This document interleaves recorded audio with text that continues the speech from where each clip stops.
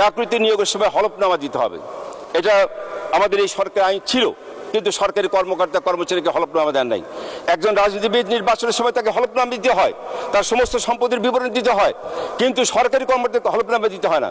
আমার প্রশ্ন থাকবে, চাকরি নিয়োগের সময় তার হলফনামা বাধ্যতামূলক এবং প্রতি 5 বছর পর অথবা প্রতি পদোন্নতির সময় তাকে হলফনামা দিতে হবে, যাতে সে 5 বছরে তার কি পরিমাণ অবৈধ আয় হয়েছে বা বৈধ আয়ের কি সম্পদ হয়েছে সেটা যাতে পরিষ্কারভাবে জাতি জানতে পায়। দ্রব্যমূল্য বৃদ্ধি পায়, বাজার নিয়ন্ত্রণ করা খুব কঠিন হয়। এর একটাই কারণ, বাজার আপনি কখনোই নিয়ন্ত্রণ করতে পারবেন না যদি সেই বাজারে দুর্নীতির অবাধ প্রবাহ থাকে, তাহলে সেই বাজার কখনোই নিয়ন্ত্রণ করা যায় না। আপনি দেখেছেন এবারে কুরবানি ঈদের সময় ছোট্ট দুটি ঘটনা যেটা নিয়ে সারা দেশে আলোড়ন সৃষ্টি হয়েছে। একটা গরুর দাম 1 কোটি টাকায় বিক্রি হয়েছে, যার মাংস হবে 1400 কেজি, অথচ তাহলে পার কেজিতে প্রায় 7000 টাকা কেজি করে পড়ে। এটা কারা কিনলো, কেন কিনলো? এটা বৈধ উপায় যাদের, তারা এইভাবে টাকা খরচ করে কিনতে পারে না। এটা অবৈধ যাদের উপায়, তারা এই ধরনের এইভাবে খামখেয়ালি করে কিনতে পারে। একটা ছাগলের মূল্য মাত্র যেটা হয়তো 120 কেজি হবে, যাকে 15 লক্ষ টাকা দিয়ে ছাগল কিনছে, এটা কারা করতে পারে? যাদের অবৈধ আয় আছে তারাই করতে পারে। বৈধ আয় কখনো এইভাবে টাকা পানিতে ফেলতে পারে না। বাজার নিয়ন্ত্রণ করতে হলে দুর্নীতিটাকে আগে বন্ধ করা উচিত। আমাদের মাননীয় প্রধানমন্ত্রী 2018 সালের নির্বাচনেই সরকারের প্রশাসনের উচ্চ পর্যায়ের কর্মকর্তার সঙ্গে বৈঠক করেছিলেন। সেখানে মাননীয় প্রধানমন্ত্রী কিন্তু পরিষ্কারভাবে বলেছিলেন যে আমরা দুর্নীতিকে বরদাস্ত করব না। সরকারি কর্মকর্তা কর্মচারীদেরকে তাদের দফায় দফায় বেতন বৃদ্ধি করা হয়েছে, তাদের সুযোগ সুবিধা বৃদ্ধি করা হয়েছে, তারপরে কেন দুর্নীতি হবে? আজকে যখন দুর্নীতির কথা ওঠে, প্রথম দিয়েই সকলের দিকে আঙ্গুল তুলে তাকায় রাজনীতিবিদদের দিকে, যে রাজনীতিবিদরা দুর্নীতির সঙ্গে জড়িত। এটাই আমাদের দেশে প্রচলন আছে। অথচ রাজনীতিবিদ যারা এখানে সংসদ সদস্য আছেন, মানে স্পিকার, একমাত্র মন্ত্রী ছাড়া আর কোনো সংসদ সদস্যদের কোনো এক্সিকিউটিভ পাওয়ারই নাই, তাদের সিক্রেটারি অথরিটি নাই, তারা কিভাবে দুর্নীতি করবে? দুর্নীতি হয়তো সরকারের ডেভেলপমেন্ট এবং প্রকিউরমেন্ট ওয়ার্কে, তো সেখানে একজন রাজনীতিবিদের সুযোগ কোথায় দুর্নীতি করার, যদি সরকারি কর্মকর্তারা তার সঙ্গে জড়িত না থাকে? আমরা সেই কারণে আমরা বলতে চাই, এরকম হাজার হাজার মতুর এখন যারা দুর্নীতির অভিযুক্ত এরকম আছে। আমাদের ধারণা ছিল মাননীয় প্রধানমন্ত্রী স্বাধীনতার পর থেকে এই যাবৎকালের মধ্যে সবচেয়ে বেশি আমাদের সরকারি কর্মকর্তাদের মধ্যে সুযোগ সুবিধা দিয়েছেন। দফায় দফায় বেতন বৃদ্ধি, ভাতা বৃদ্ধি করা হয়েছে, কিন্তু তারপরে দুর্নীতি আমাদের কমানো সম্ভব হয় নাই।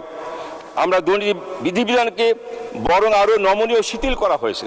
উদাহরণ হিসেবে বলা যেতে পারে সরকারি কর্মচারী শৃঙ্খলা আপিল, যেটা 2018 সাল এবং সরকারি চাকরি আইনের উল্লেখ করা যায়।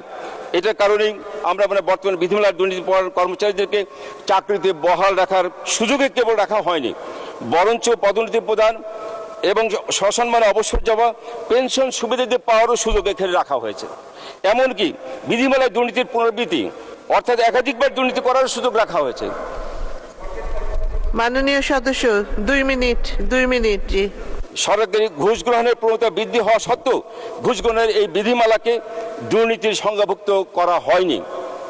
এছাড়া দণ্ডের বিধানের ক্ষেত্রে বৈষম্য আছে। আপনি লক্ষ্য করবেন মাননীয় স্পিকার, কর্মরত ক্যাডার কর্মচারী দুর্নীতি প্রমাণিত হওয়ার পরও নামমাত্র দণ্ড দিয়ে তাকে চাকরিতে বহাল রাখার সুযোগ আছে। অপরদিকে নন ক্যাডার কর্মচারী দুর্নীতি প্রমাণিত হলে তাকে চাকরিতে বহাল রাখার আর কোনো সুযোগ থাকছে না। অথচ আমাদের পার্শ্ববর্তী রাষ্ট্র ভারতে ওখানে যদি দুর্নীতির অভিযুক্ত হয়, প্রমাণিত হয়, তাহলে বাধ্যতামূলক অবসর প্রদান এবং পেনশন প্রদানের কোনো সুযোগ রাখা হয় নাই।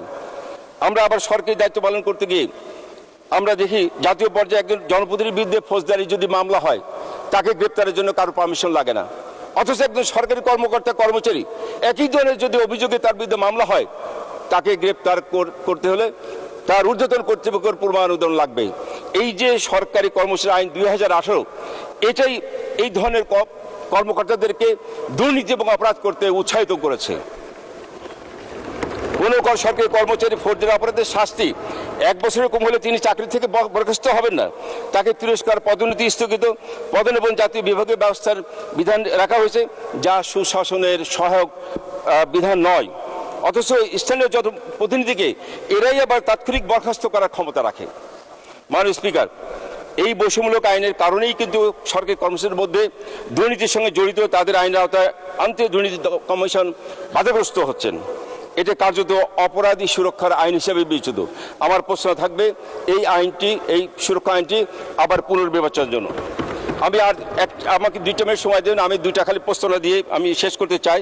এই দুর্নীতি দমন করতে হলে আমাকে প্রথমে ভোগের রাস্তা বন্ধ করতে হবে। ভোগের রাস্তা বলতে যেমন রেজিস্ট্রি অফিস, গাড়ি শোরুম, স্বর্ণালঙ্কার দোকান, এখান থেকে প্রতি মাসে আপনি শেষে যারা এই জমি বা বাড়ি বা অ্যাপার্টমেন্ট রেজিস্ট্রি করছেন তাদের তালিকা নিয়ে তাদের কাছে স্পেশাল টিম পাঠিয়ে তাদের আয়ের বৈধ উৎসটা জানার জন্য কৈফিয়ত চাওয়ার ব্যবস্থা করা হোক। দ্বিতীয়ত, গাড়ির শোরুম এবং স্বর্ণালঙ্কারে একইভাবে প্রতি মাস শেষে ওখান থেকে তালিকা নিয়ে যারা ক্রয় করছেন তাদের কাছ থেকে আয়ের বৈধ উৎস নেওয়া হোক।